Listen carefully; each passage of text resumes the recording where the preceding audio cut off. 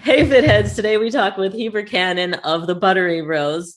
If you're not familiar, he produced and directed five of the world's leading fitness documentaries with his other Buttery Bro partner.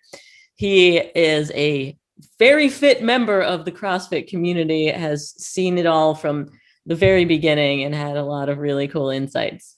Yeah, great YouTube channel. Don't forget that. Yeah. Very, Oh, very right. Their visually YouTube amazing. channel.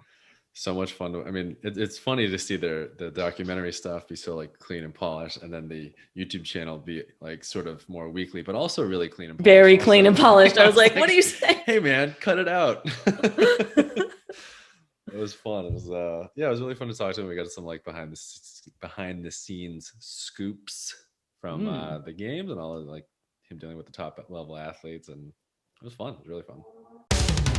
Welcome to Total Fitheads. Serious fitness for not so serious people. All right, welcome, bro. How you doing? Me? I'm doing great. You. I'm doing great, thank you. You're one of the bros, no? I am one of the bros. Yep. How often do you get called that? I get referred to as Buttery Bros pretty often. And that came up. Recognized as Buttery Bro more often than myself, probably. Sweet. Okay. So you're just coming back from the games, I hear. How was that?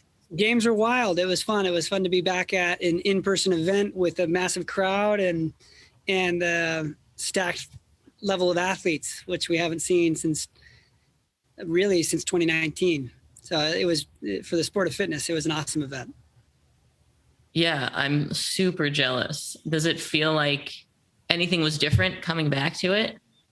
No, I mean, it's just the differences would be like, just because Matt Fraser's gone, like there's a big vacuum in the men's field. But that just made it really fun to watch the men's competition because there was a constant battle for who was going to be the new champion. And we're really big fans of the guy, Justin Medeiros, who ended up winning it, and really good friends with his family. So that was just a really fun weekend to be able to experience their son's victory through their eyes, essentially.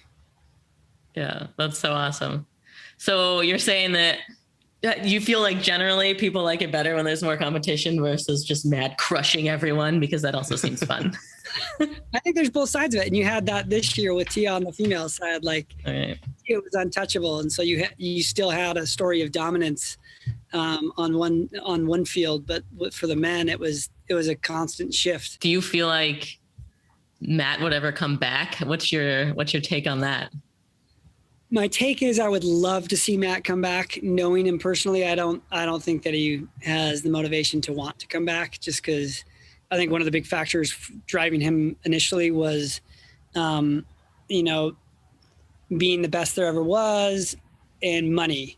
And I think he's very financially stable and happy. And it would take more than just the prize purse to bring Matt back to the competition floor. Isn't he doing YouTube now? He's getting in on your game. Yeah, he's in on the YouTube game. You giving him some pointers? You coaching him? He's crushing that too. Oh, really? I gotta check that out. I mean, your stuff is crushing. God, I was just telling Max how gorgeous and so impressive your production. The fact that you bring that movie level to YouTube is amazing and intimidating. I'm like, knock it off. I'm trying to make crap over here.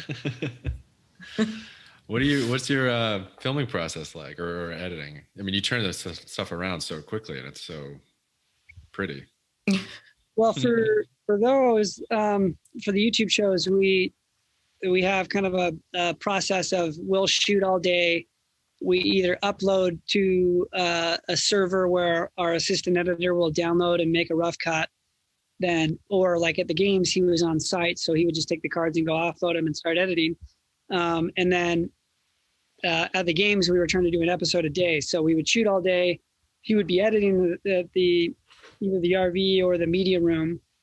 I would go get the rough cut from him, make a pass, and then hand it over to Marston, who finalizes it, masters it, and then we upload. So it goes through basically 3 editors all the way through it before it gets uploaded. I've talked to a lot of daily vloggers, I guess, over the years, and everybody sort of has a different approach. How do you figure out your story for the day, story for the vlog? Yeah, that's tougher, especially when you're at competition. I find that those quick day turnaround stuff isn't very entertaining for me as a storyteller, because you're just kind of like for you. Happening, for us, it's great. Yeah, exactly. It gives you, like, if you're doing daily vlogs, like, it does give you something to do, and really all you're doing is telling, like, hey, this is what happened in the competition. For us, we're trying to find, like, especially at the games, there's so many people documenting the games, and there's live broadcasts on the game. So what are you doing that's different? And so every day we would just try and find some sort of activity that would be something that other people weren't doing, such as we went to a water park one day, and that was just a blast. Another day we went to a couple of our sponsors' booths, and we did challenges with the crowd. Another night we were doing a rowing challenge at our RV park. And so people had 1 minute to do a max calorie row, and winners got something. And so you just kind of pin people against each other to make for an interesting story. When we're not at competitions, we try to go into the episode knowing what the story is going to be before we shoot. And so whether that's like, hey, we're going to try and keep up with Scott Panchek, who's a games veteran athlete, as he trains for a day getting ready for the CrossFit Games, or we're going to go to the train with some of the top females in the sport, but we're going to use the same weights that they are. And that's kind of our story. But yeah, trying to really narrow down what your story is before you turn on the camera is always super helpful. So it sounds like your team's not too crazy big. No, well, it depends. So we have, a lot of the time it's just me and Marsden. Oftentimes we'll hire someone local to come help us film. Or we'll bring, like, our friend Julian will often come with us. We try to have a third camera operator, just like a third person that can film if Marsden and I get in front of the camera at the same time. But then beyond that, it depends on the project and depends on what we're doing. So, like, while we were producing a 2020 CrossFit Games documentary or the Fittest, we had 2 assistant editors whose full-time jobs were just that movie. And then Marsden and I would dive into the editing process as we go, and we kind of oversee it.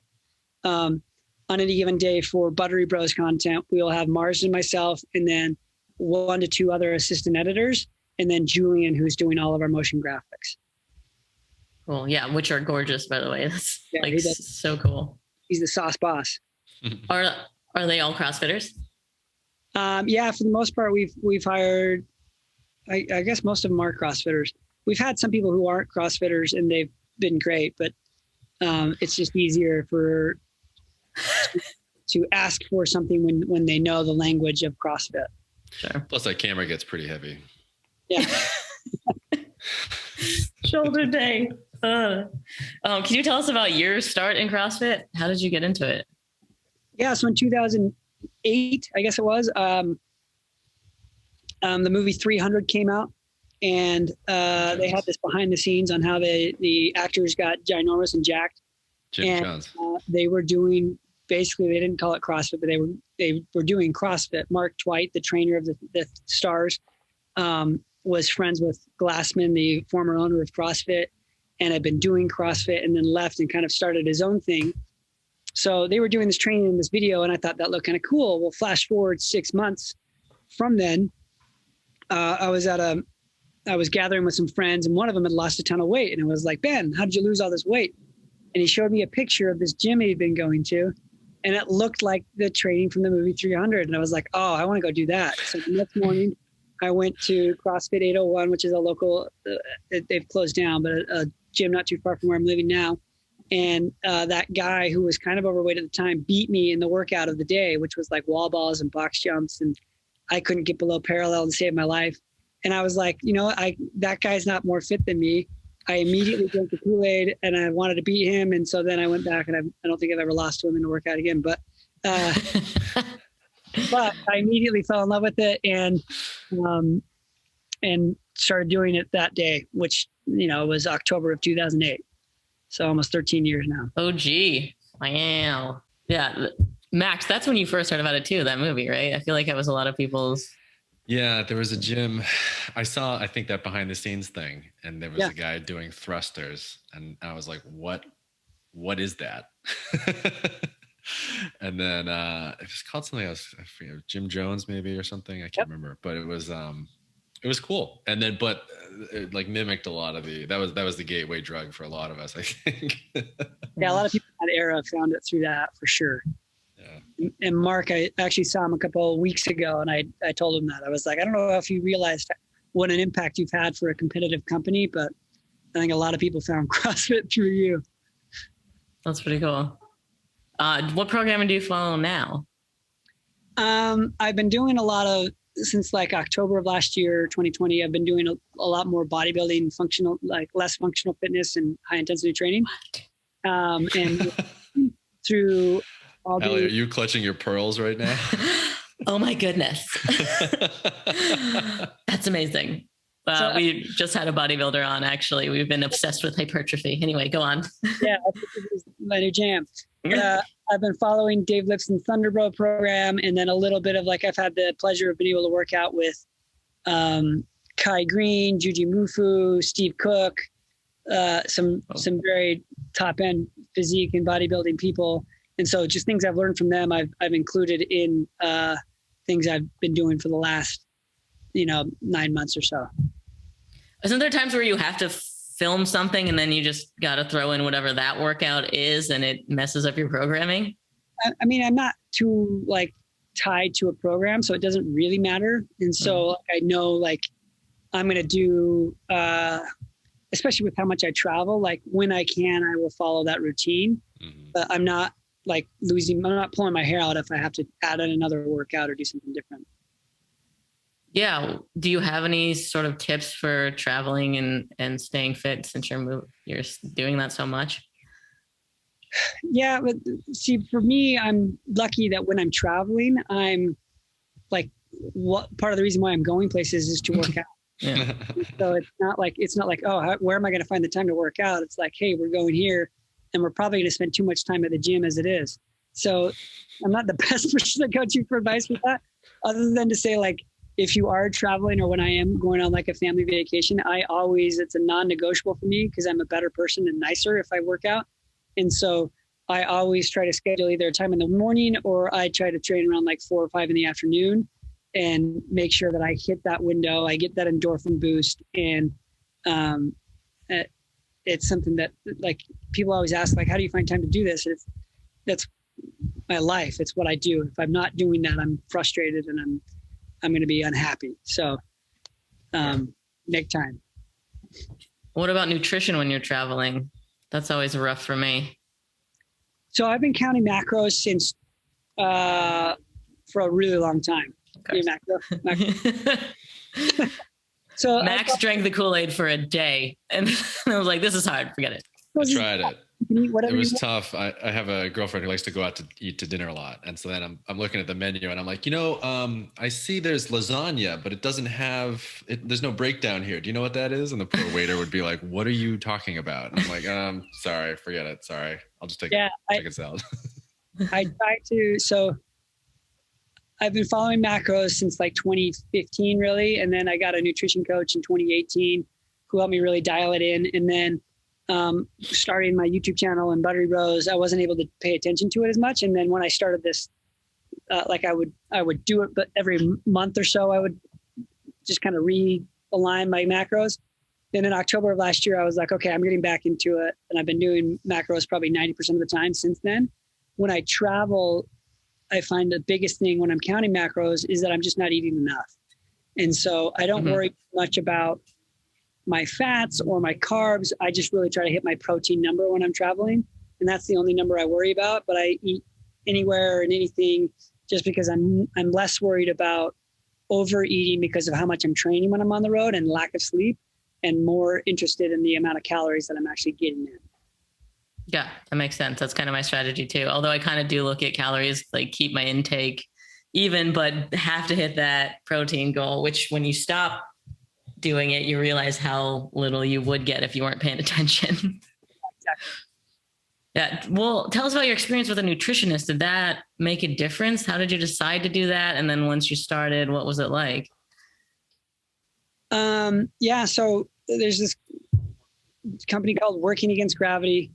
Adi Zucker, or Cashew is her name now.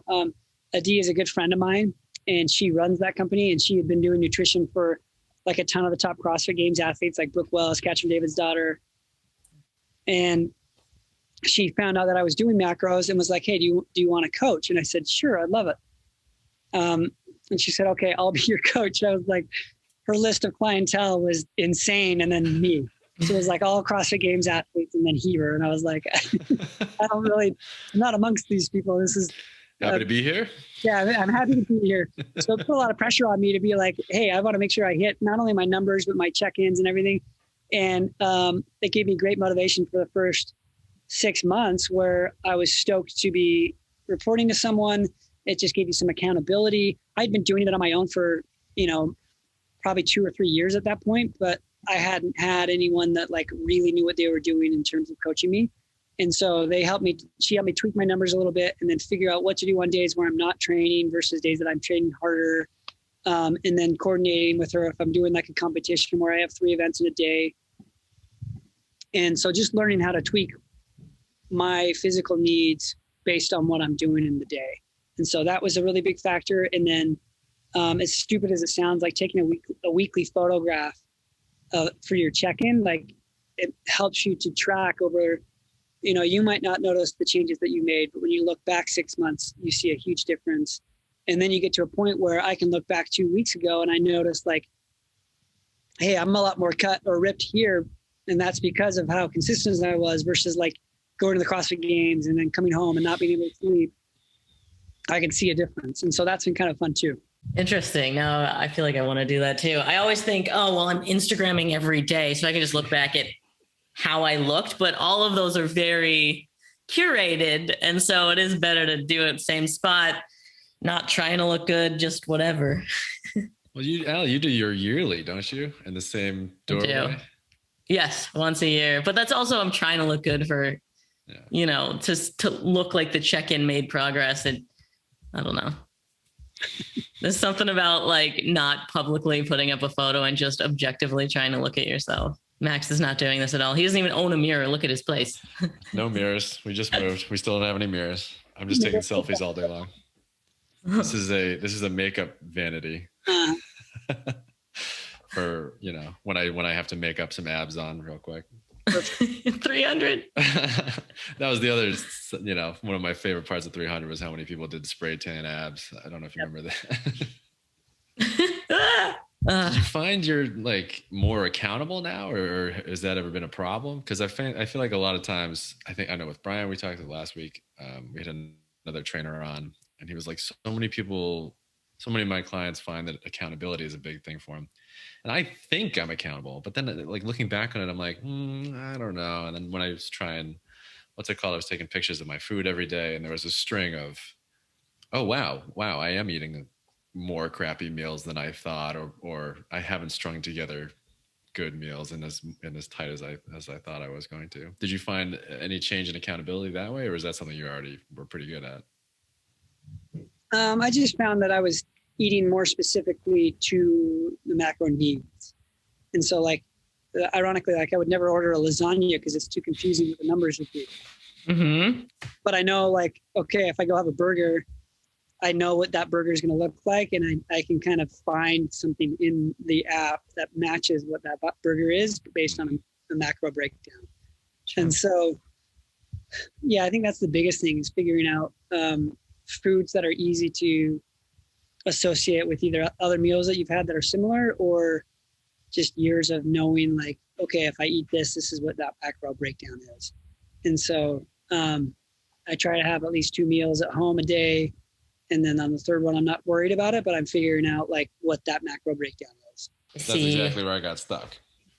I couldn't figure out, and then I couldn't find stuff on, I was trying a couple of different apps. I think my Fitness Pal, my Fitness app, I don't even remember what they were, and they my like macro.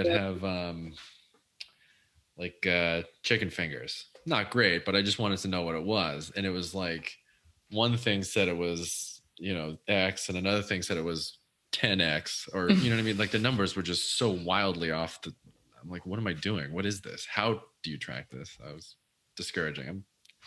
I'll get back in. That's a perfect example where like you go somewhere where the app actually has like a blue check next to it, so you know it's legit. Mm-hmm. So like Chick-fil-A, they'll have that marked down, so I know like, okay, if I have this greasy of a chicken finger, this is what it's going to be. If I go somewhere else where it's much different, I can either up the fat content or down it.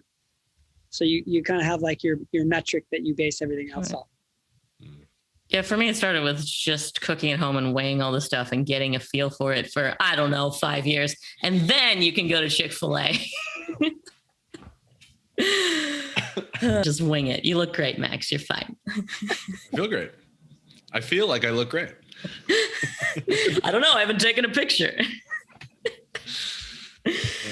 Okay, so I feel like everybody knows that you use Whoop. Are there other devices that you're obsessed with, or any way you track other things?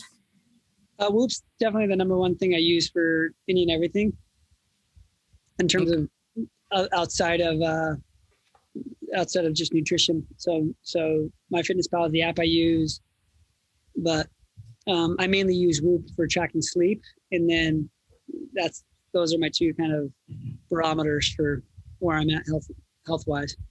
Yeah, I strap Whoop on before I go to sleep. I stopped telling it my strain, but I feel like, but I'm still like, I can't let go of the sleep.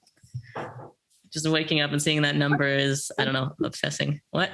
Why no strain?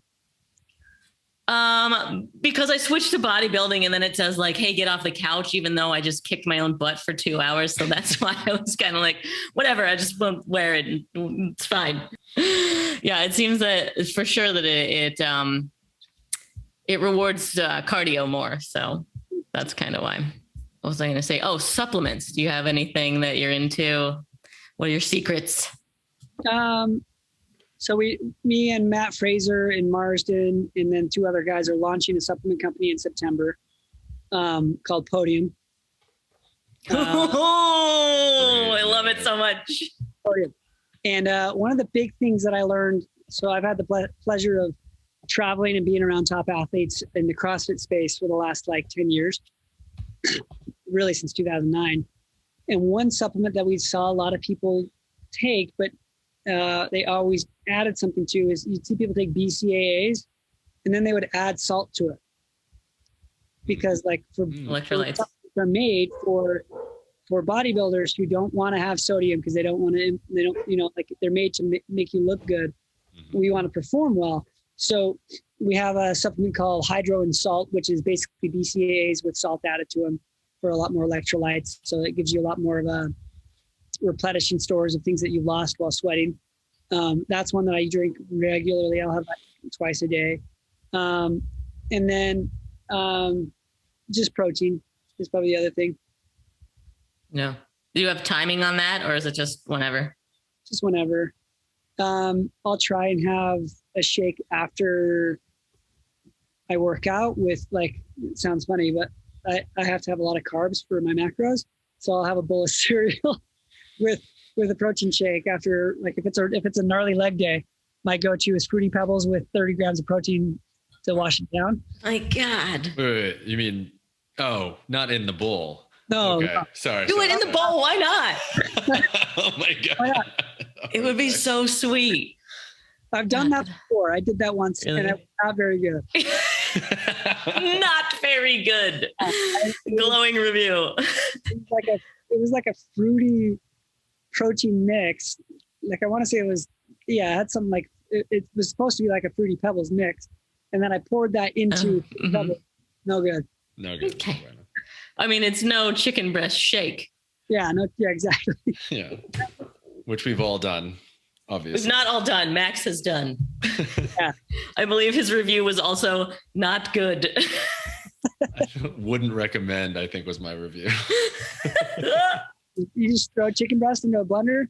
Once. I did it once, and then Allie will never let me forget it, because it was one of the dumbest things I've ever done. But I was in college and I was, trying to lift heavy and be cool. And I blended a chicken breast and tried to drink it, and it was wouldn't recommend. Yeah. Oh, that's ridiculous.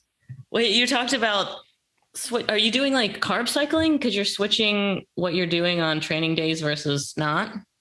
Yeah, I mean, if I'm really dialed in and I have the time to think about it, I'll lower my macros and up my fats on days where I'm not training. Yeah, makes sense. Yeah, that's kind of what I'm doing too, and debating if it's worth it. Sometimes those rest days, I just want some pasta. Yeah, I also find like it doesn't really make that big a difference for me. It's just kind of like a mental change, and it's a refreshing change. Interesting. Okay, cool. Okay, so can you spill the tea on all of the athletes? We want to know who's the most interesting on camera. Who are you like stoked to film because you don't have to edit around their boring? Well, most of the athletes that we film with, I find are pretty interesting just because they're, superheroes. They're superheroes, and they're if I'm filming with them, it's because I find them interesting. Okay. And so and to just kind of forget about people who aren't interesting, and so they just don't end up on our show very much. I love, like I said, Justin Medeiros. I love that guy. He's a freaking golden retriever. He's just super fun, positive to be around, and really down to earth and cool. Patrick Vellner is like the funnest guy ever to hang out with. He's a ton of fun. And then on the women's side, like we love Katrin Davidsdottir. She's a ton of fun, just super bubbly and cool to be around.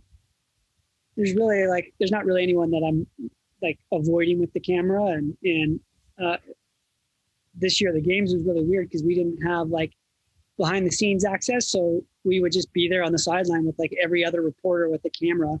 And basically whatever athlete would come talk to us is who you were able to talk to. And so we didn't get a whole lot of people because like the athletes didn't sort of realize that until later in the weekend. But it made for a really unique experience this year with that. When you were doing it before, do you pick like athletes you follow more closely to do that? Or were you like, well, here's another Tia year, better follow her? Or how do you approach that? So going into so every year is kind of different.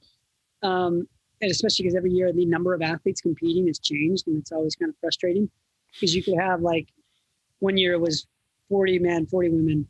And when you have that, like, your key players, and then you try to go to people that you've built a relationship with beforehand. Mm-hmm. And then every year, like, there would be kind of a new person that you would be like, okay, this kind of have a breakout year. You work your way over to try and get them with their friends and their coaches and get to know them better. In 2019 was a really unique year because there was 180 men and 140 women. And we went into it like, okay, we shot with these 10 athletes before the CrossFit Games.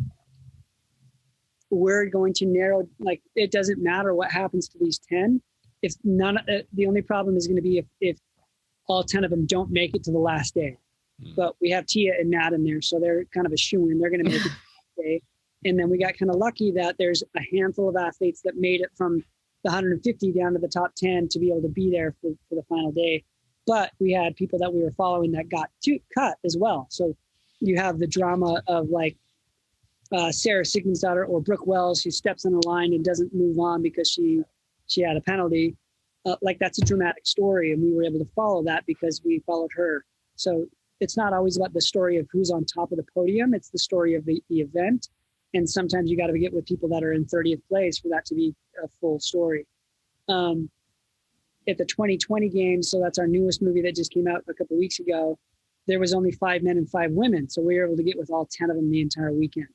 And we went to 8 out of the 10 people's home training gyms before they even made it to the game. So like 2 weeks before the CrossFit Games last year, we were out busy with every athlete that we could. And we got to the only 2, there were 2 that we weren't able to get to. That's so awesome. Yes. Tell the fit heads about the most recent release. When did that come out?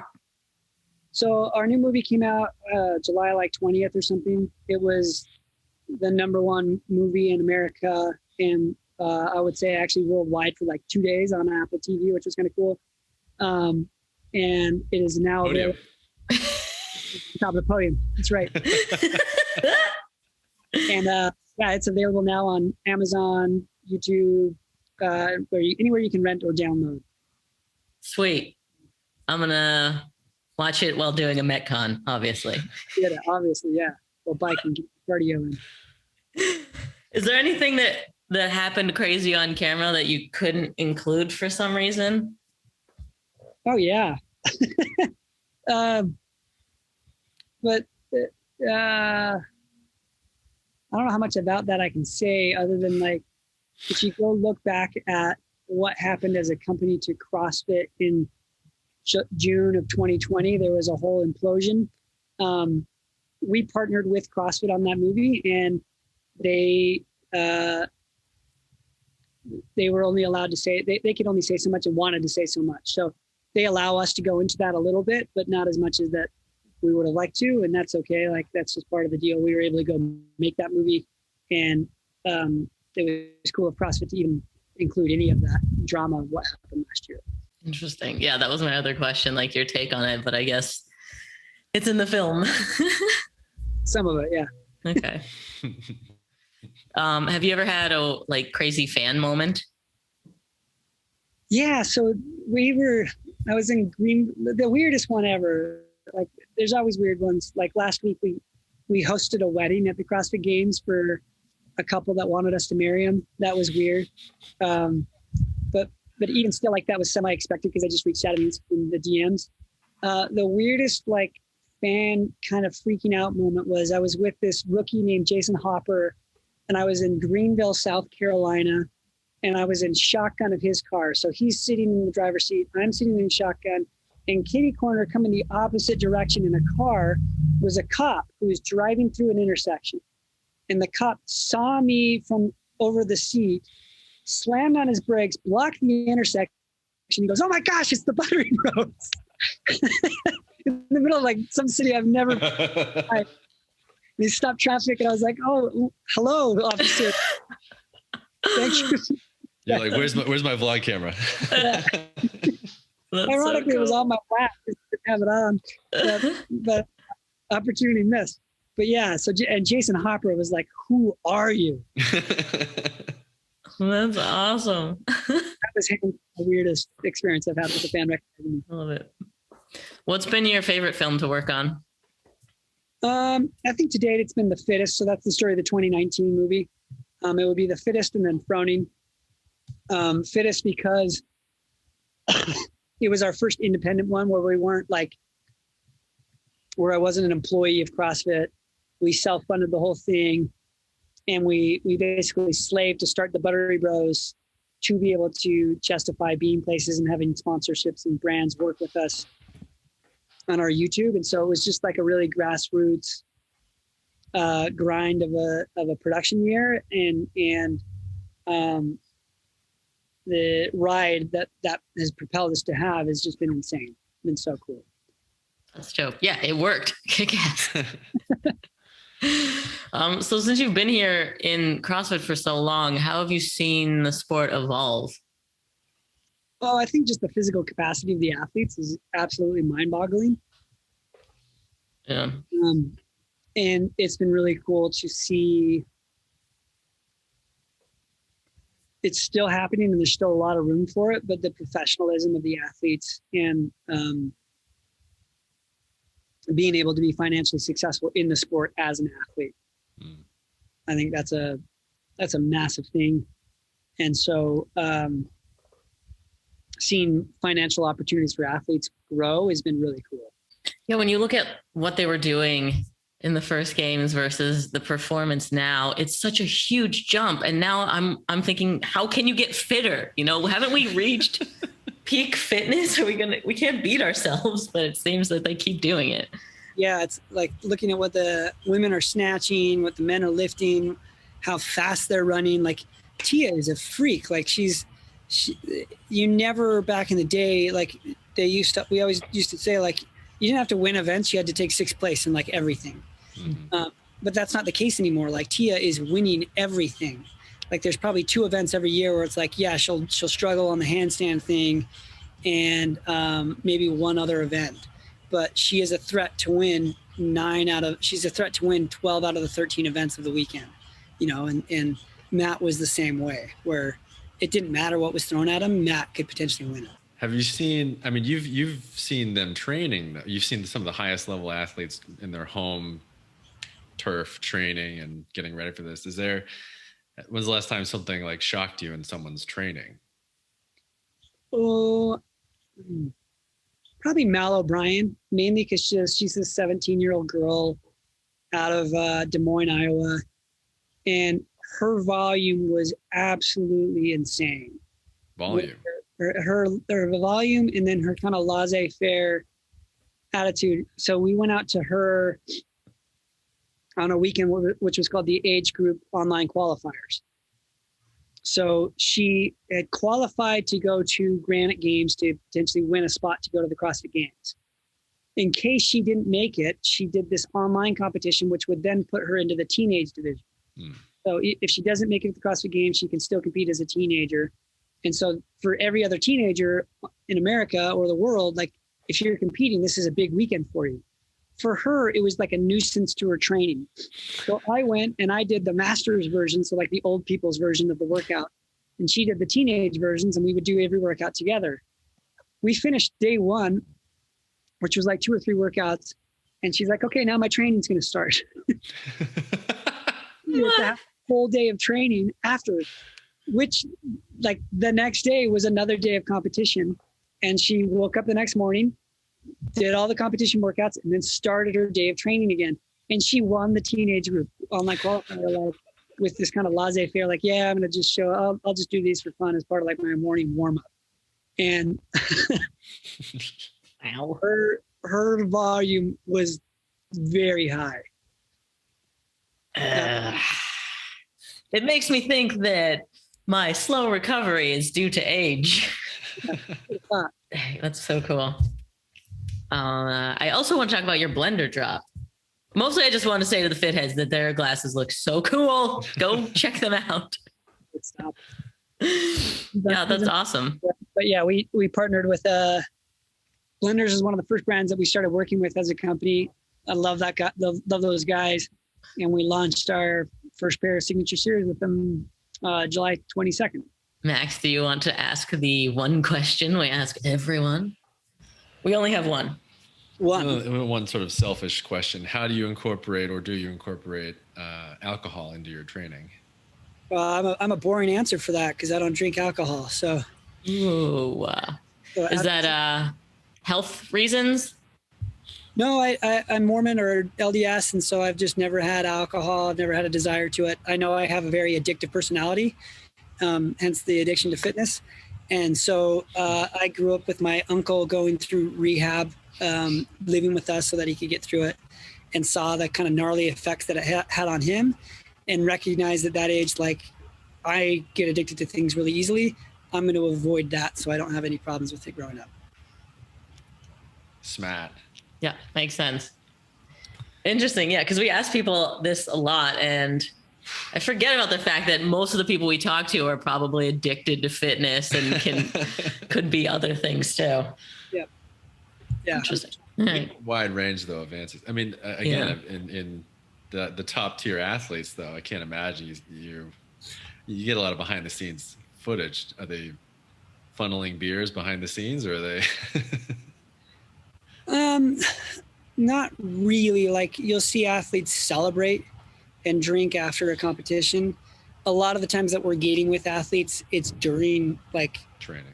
It's during the monthly and up to the Open or the Games, and so it's not really off season. If you're with athletes during the off season, they're probably drinking a little bit. Matt doesn't drink. I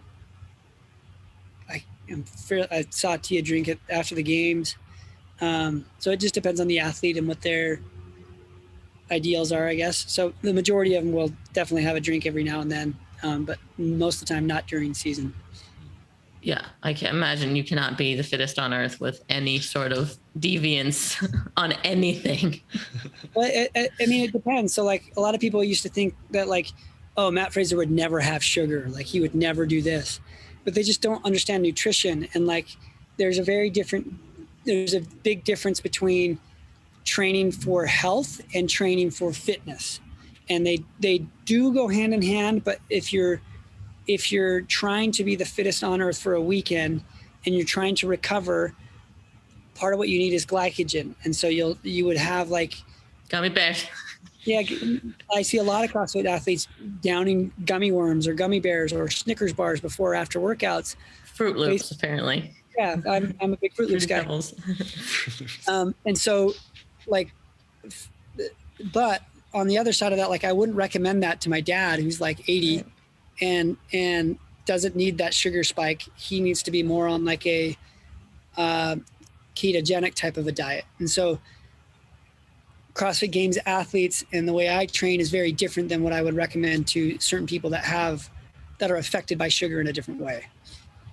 Yeah. And I've slowly come to this realization that performance and aesthetics right now is not really connected to longevity. No. So I may look good on Instagram, but I'm going to die at 40. Yeah. Well, that's why you take 100 pictures today. Right. And then just schedule the post so they're still going up after I'm immortalize while you're on your gaining phase.